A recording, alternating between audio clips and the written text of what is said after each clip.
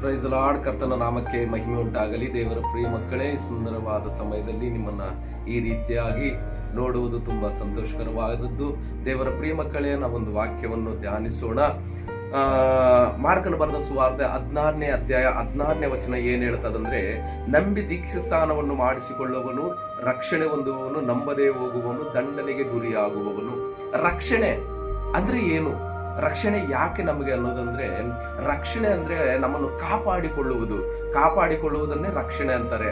ಈಗ ಒಬ್ಬನು ಪಾಪದ ಸ್ವಭಾವದಲ್ಲಿರುವಾಗ, ಇಲ್ಲ ಕೆಟ್ಟ ಕಾರ್ಯಗಳಲ್ಲಿರುವಾಗ ಅವನನ್ನ ಕಾಪಾಡಿ ರಕ್ಷಣೆ ಒಳಗಡೆ ತರುವುದೇ ಈ ರಕ್ಷಣೆ ಅಂತ ಹೇಳ್ತೀವಿ. ಅಂದ್ರೆ ಯೇಸು ಸ್ವಾಮಿ ಇಲ್ಲಿ ನೋಡುವಾಗ ನಂಬಿ ದೀಕ್ಷಾ ಸ್ಥಾನವನ್ನು ಮಾಡಿಸಿಕೊಳ್ಳುವವನು ರಕ್ಷಣೆ ಒಳಗಡೆ ಬರ್ತಾನಂತ ಅರ್ಥ. ಅಂದ್ರೆ ಅವನು ಯೇಸು ಕ್ರಿಸ್ತನು ದೇವರಂತ, ನನಗಾಗಿ ಪ್ರಾಣ ಕೊಟ್ಟಿದ್ದಾನಂತ, ನನಗಾಗಿ ಆ ಕಲ್ವಾರಿ ಸಿಲುಬೆಯಲ್ಲಿ ರಕ್ತವನ್ನು ಸುರಿಸಿ ನನ್ನ ಪಾಪಗಳನ್ನು ತೊಳೆದಿದ್ದಾನಂತ ನಂಬಿ ದೀಕ್ಷಾ ಸ್ಥಾನವನ್ನು ಮಾಡಿಸಿಕೊಳ್ಳುವಾಗ ಅವನಿಗೆ ರಕ್ಷಣೆ ಸಿಗುತ್ತೆ. ದೇವರ ಪ್ರಿಯ ಮಕ್ಕಳೇ, ಇಲ್ಲದೆ ಹೋದರೆ ದಂಡನೆಗೆ ಗುರಿ ಆಗ್ತಾನೆ. ಅಂದ್ರೆ ಅವನು ಯೇಸು ಸ್ವಾಮಿಯನ್ನ ನಿಜವಾದ ದೇವರು, ಲೋಕರಕ್ಷಕನು ನಂಬದೆ ಹೋಗುವವನು ಏನಾಗ್ತಾನೆ? ದಂಡನೆಗೆ ಗುರಿ ಆಗ್ತಾನೆ. ನಂಬಿದ್ರೆ ಗನ ಅವನು ರಕ್ಷಣೆ ಒಳಗಡೆ ಬರ್ತಾನೆ. ಅಂದ್ರೆ ಗನ ಫಸ್ಟ್ ಇಲ್ಲಿ ರಕ್ಷಣೆ, ನಾವು ದೀಕ್ಷಾ ಸ್ಥಾನ ತಗೊಂಡ ಮೇಲೆ ನಮಗೆ ರಕ್ಷಣೆ ಸಿಗ್ತದೆ ಹೊರತಾಗಿ ದೀಕ್ಷಾ ಸ್ಥಾನಕ್ಕೂ ಮುಂದೆ ರಕ್ಷಣೆ ಯಾವಾಗೂ ಯಾವ ಕಾರಣಕ್ಕೂ ಸಿಕ್ಕೋದಿಲ್ಲ. ದೇವರ ಪ್ರಿಯ ಮಕ್ಕಳೇ, ಅದಕ್ಕೋಸ್ಕರವಾಗಿ ಇಲ್ಲಿ ಯೋಹಾನನ ಬರೆದ ಸುವಾರ್ತೆನಲ್ಲಿ ಬರೆಯಲ್ಪಟ್ಟಿದೆ. ಅದಕ್ಕೆ ಯೇಸು, ನಿಮಗೆ ನಿಜವಾಗಲೂ ಹೇಳುತ್ತೀನಿ, ಒಬ್ಬನು ನೀರಿನಿಂದಾಗಲಿ ಆತ್ಮದಿಂದಾಗಲಿ ಹುಟ್ಟದಿದ್ದರೆ ದೇವರ ರಾಜ್ಯಕ್ಕೆ ಸೇರಲಾರನಂತ ಬರೆಯಲ್ಪಟ್ಟಿದೆ. ಫಸ್ಟು ದೇವರ ರಾಜ್ಯಕ್ಕೆ ನೀನು ಬಾಧ್ಯನಾಗಬೇಕಂದ್ರೆ, ದೇವರ ರಾಜ್ಯಕ್ಕೆ ನೀನು ವಾರಸದಾರನಾಗಬೇಕಂದ್ರೆ ನೀರಿನಿಂದಲೂ ಆತ್ಮದಿಂದಲೂ ನೀನು ಹುಟ್ಟಬೇಕು. ಹಂಗೆ ಹುಟ್ಟಿಲ್ಲ ಅಂದ್ರೆ ನಿನಗೆ ರಕ್ಷಣೆ ಸಿಗೋದಿಲ್ಲ. ಕೆಲವೊಬ್ಬರು ರೋಮಾಪುರದ ಪತ್ರಿಕೆಯಲ್ಲಿ 10ನೇ ಅಧ್ಯಾಯ 9ನೇ ವಚನವನ್ನು ಹಿಡ್ಕೊಂಡು ಈ ರೀತಿಯಾಗಿ ಹೇಳ್ತಾರೆ, ಅದು ಏನಂದ್ರೆ, ನೀನು ಯೇಸುವನ್ನ ಕರ್ತನೆಂದು ಬಾಯಿಂದ ಅರಿಕೆ ಮಾಡಿಕೊಂಡು ದೇವರು ಅದನನ್ನು ಸತ್ತವರೊಳಗಿಂದ ಎಬ್ಬಿಸದನೆಂದು ಹೃದಯದಿಂದ ನಂಬಿದರೆ ನಿನಗೆ ರಕ್ಷಣೆ ಆಗುವುದೆಂದು ಬರೆಯಲ್ಪಟ್ಟಿದೆ. ಈ ವಾಕ್ಯವನ್ನು ಹಿಡ್ಕೊಂಡು ನಾವು ಯೇಸು ಸ್ವಾಮಿಯನ್ನ ರಕ್ಷಕನು ಅಂತ ನಂಬಿದ್ರೆ ಸಾಕು, ನಮಗೆ ರಕ್ಷಣೆ ಬಂದ್ಬಿಟ್ಟಿದೆ ಅಂತ ಅಂದ್ಕೊಂತಾರೆ. ದೇವರ ಪ್ರಿಯ ಮಕ್ಕಳು, ಇದು ತಪ್ಪಿದೆ. ಪೌಲ ಭಕ್ತನು ರೋಮಾಪುರದ ಪತ್ರಿಕೆಯಲ್ಲಿ ಯಾಕೆ ಈ ವಾಕ್ಯವನ್ನು ಈ ಮಾತನ್ನು ಮೆನ್ಷನ್ ಮಾಡಿದಾನಂದ್ರೆ ಗನ, ಅವಾಗ ಯೆಹೂದ್ಯರಾಗಲಿ ಇಸ್ರಾಯೇಲ್ ಜನರಾಗಲಿ ಯೇಸು ಕ್ರಿಸ್ತನನ್ನ ರಕ್ಷಕನಂತ ನಂಬುತ್ತಾ ಇರಲಿಲ್ಲ, ದೇವರಂತ ನಂಬುತ್ತಾ ಇರಲಿಲ್ಲ. ಅದಕ್ಕೋಸ್ಕರವಾಗಿ ಪೌಲ ಭಕ್ತನು ಯೇಸು ಕ್ರಿಸ್ತನನ್ನ ರಕ್ಷಕನೆಂದು ನಿಮ್ಮ ಬಾಯಿಂದ ಅರಕೆ ಮಾಡ್ರಿ, ನಿಮ್ಗೆ ರಕ್ಷಣೆ ರಕ್ಷಣೆ ನಿನಗೆ ಬೇಕಂದ್ರೆ ಗನ ದೀಕ್ಷಾ ಸ್ಥಾನ ಮಾಡಿಕೊಂಡ ಮೇಲೆ ರಕ್ಷಣೆ.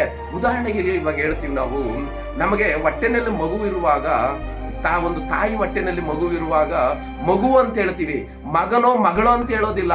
ನಿನಗೆ ಗೊತ್ತಿಲ್ಲ ಅಲ್ಲ, ಹೊಟ್ಟೆನಾಗಿರೋ ಮಗು ಗಂಡು ಮಗುವ ಹೆಣ್ಣು ಮಗು ಅಂತ ಗೊತ್ತಿಲ್ಲ ಅಲ್ವಾ? ಗೊತ್ತಿದ್ರೆ ಕೂಡ ಡಾಕ್ಟರ್ಗಳು ನಿನಗೆ ಹೇಳಲ್ವಲ್ವಾ?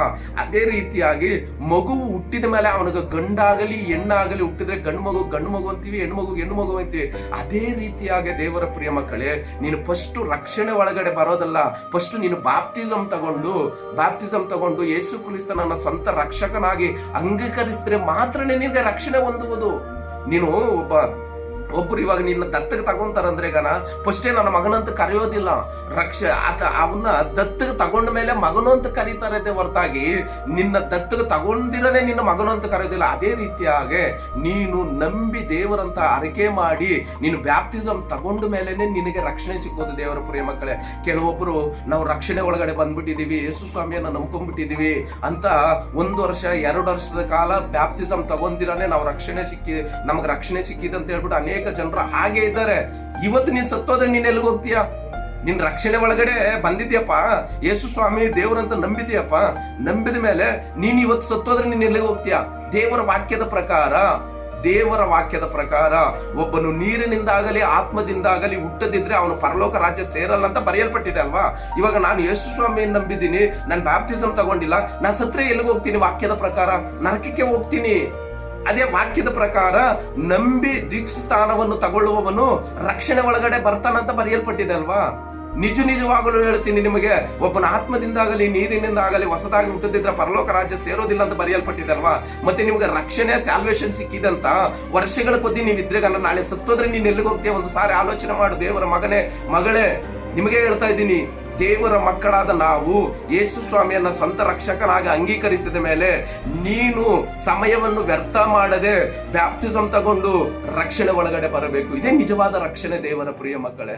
ರಕ್ಷಣೆ ನಾವು ಸಾಲ್ವೇಷನ್ ಆಗೋಗ್ಬಿಟ್ಟಿದೆ, ಇನ್ನ 1 ವರ್ಷ 2 ವರ್ಷ ಆದ್ಮೇಲೆ ನಾನು ಬ್ಯಾಪ್ಟಿಸಮ್ ತಗೊಂತೀನಿ ಆಮೇಲೆ ದೇವರ ಮಗನಾಗ್ತೀನಿ ಅಂದ್ರೆ ಅದು ತಪ್ಪು ದೇವರ ಪ್ರಿಯ ಮಕ್ಕಳೇ.